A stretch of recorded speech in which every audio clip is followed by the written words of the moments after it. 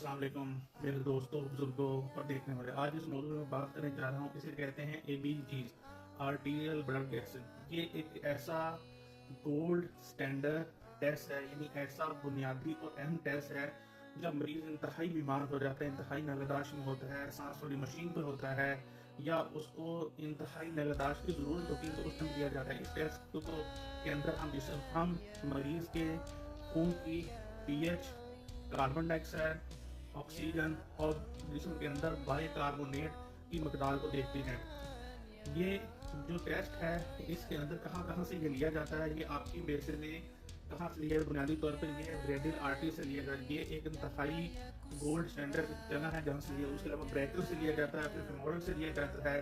अब सवाल ये आता है कि इसको किसने दरियाफ्त किया। 1950 के अंदर, 1950 के अंदर जो एफ फ्रीमैन और सर्वेलियंस इसको दरियाफ्त किया।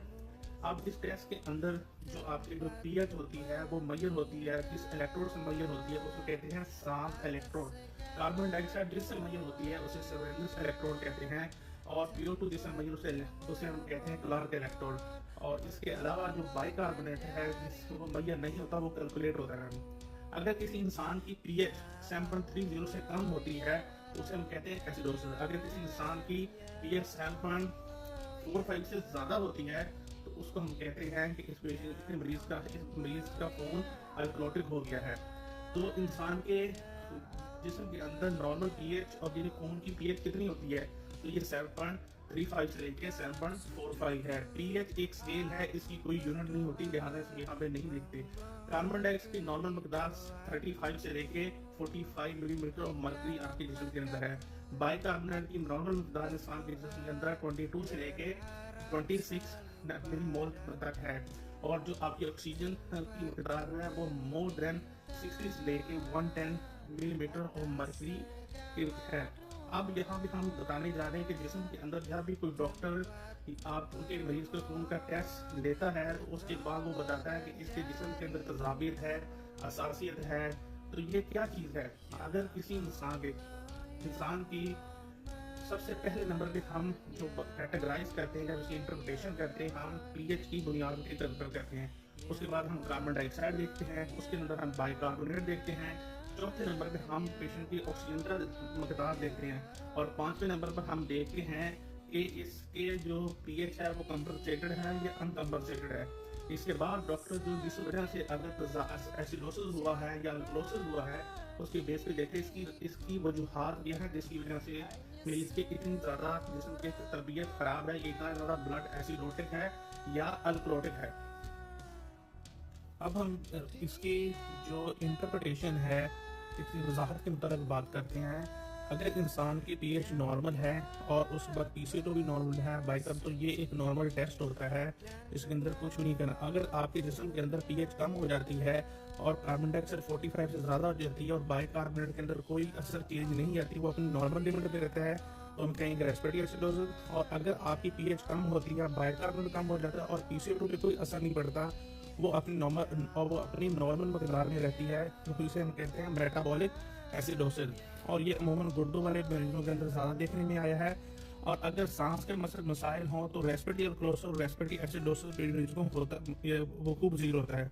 तो रेस्पिरेटरी अल्कलोसिस के अंदर आपके क्या बेसिकली है, रेस्पिरेटरी अल्कलोसिस के अंदर आपकी pH 7.45 से ज़्यादा आ जाती है, PCO2 कम हो जाती है और बाइकार्ब को असर नहीं पड़ता, वो अपनी नॉर्मल मकदार में रहता है। उसके बाद आपके मेटाबॉलिक अल्कलोसिस के अंदर pH आपकी 7.45 से ज़्यादा आ जाती है, PCO2 के अंदर कोई तब्दीली नहीं होती और आपका जो बाइकार्ब 26 से ज़्यादा हो जाता है। इसके अलावा मिक्स एसिडोसिस कहते हैं, जब आपकी कार्बन डाइऑक्साइड भी बढ़ जाती है और आपका बाइकार्बोनेट भी कम हो जाता है, तो इसके कहते हैं मिक्स एसिडोसिस। मिक्स अल्कलोसिस किसे कहते हैं? जब pH 7.45 होती है आपकी से ज़्यादा हो जाती है, PCO2 आपकी कम हो जाती है और बाइकार्बोनेट लेवल ज़्यादा हो जाता है। इसके अलावा हम कहते हैं कंपनसेटेड रेस्पिरेटरी एसिडोसिस, जब आपकी pH नॉर्मल हो, PCO2 बड़ी हो और उसके सूट में आपका बाइकार्ब भी बढ़ जाए, उसे कहते हैं कंपनसेटेड।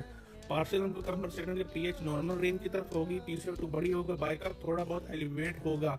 और अनकंपनसेटेड के अंदर बाइकार्ब आपके अंदर उसके अंदर कोई चेंजेस नहीं आएगी, जिसकी वजह से क्या होगा, जो आपकी pH बराबर नहीं रहती।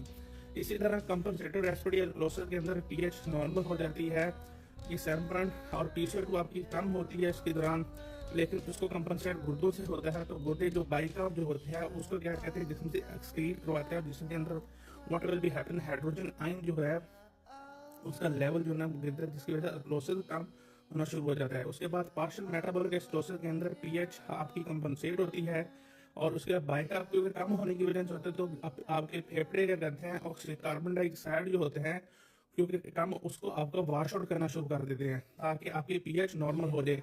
कंपनसेटेड मेटाबॉलिक एसिडोसिस के अंदर क्या होती है, सबसे पहले बाइकार्ब ज्यादा होने की वजह से हो रही होती है ये चीजें, तो इसको कंपनसेट करने के आपके जो लंग्स क्या करते हैं वो कम काम करते हैं, जिसमें कार्बन डाइऑक्साइड आपके जिस्म में ज़्यादा जमा हो जाती है, और इसी तरह बॉडी उसको कंपनसेट करती है। लंग्स कंपनसेट करते हैं हमेशा किडनी के अंदर, और किडनी कंपनसेट करता है आपके लंग्स को। तो बाइकार्बोनेट कंपनसेट होता है किडनी से, और आपके CO2 कंपनसेट होती है आपके लंग से। तो दोनों एक दूसरे कोऑर्डिनेशन वगैरह हो। उम्मीद है ये तमाम आपको वीडियो पसंद आई होगी, और इस पे रिव्यू कीजिए, कमेंट जरूर कीजिएगा, और नेक्स्ट वीडियो के अंदर मैं आपको बताऊंगा कि इसके एक एक की काज क्या है और उसको किस तरह इंटरप्रिटेशन करते हैं। शुक्रिया, अस्सलाम वालेकुम।